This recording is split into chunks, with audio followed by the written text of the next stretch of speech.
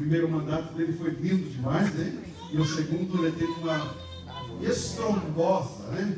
400 para mais, né? 400 mil votos. Eu estava pensando o que isso dá. Estava pensando que dá para, acho que se a gente der a mão assim, eu acho que daria para fazer uma fila de Curitiba a São Paulo. Com esse povo que votou para você. Meu Deus. Vamos aplaudir ao Senhor pela vida que se segue de Deus.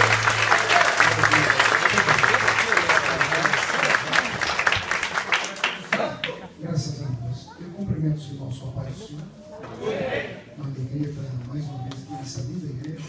Igreja mudada, né? O chão da igreja mudou. Eu entrei na igreja, foi toda a mesma igreja. Eu só reconheci como pastor. Porque a igreja mudou, mas o pastor está ali, né? Pastor Oséias, a sua alegria, ela é contagiante.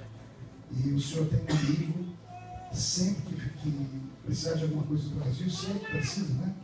O senhor tem sempre lá uma pessoa que reconhece o senhor não apenas como um grande amigo, mas como um grande amigo. Em outros momentos da minha vida, o senhor me ajudou muito. E é por isso que todas as vezes que eu venho aqui, faço questão de passar por aqui.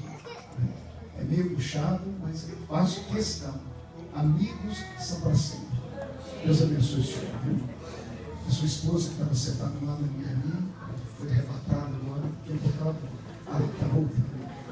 O mesmo espírito que leva atrás, né? Eu vou pedir para que a igreja tome o seu assento, e aí eu posso apresentar o pessoal que está comigo e vocês enxergam. Está comigo nessa noite a minha digníssima esposa, pastora Edileuza, que tiver meu nome. Essa mulher está aqui.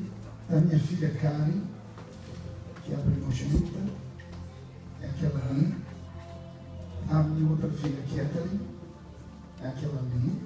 A minha outra filha Camille, que é essa aqui. Aí chega de filha também. Está conosco também a minha sobrinha Carita, o meu sobrinho Júnior, que foi arrebatado, ali atrás do Júnior, que é o menino aqui, solteiro, desesperado para casar. Está comigo também uma filha postiça que nós amamos, que é a Duda, Maria Eduarda, que é amiga da minha filha. Está comigo o Roberto Marinho, a esposa do Roberto, que é a Luana, que é essa outra loira. Olha para trás, que eu já te conheço. A Marina, que é a esposa do Wagner, que esse está ali atrás também. O Wagner é o meu assessor, ele fez evangelho no Brasil, né?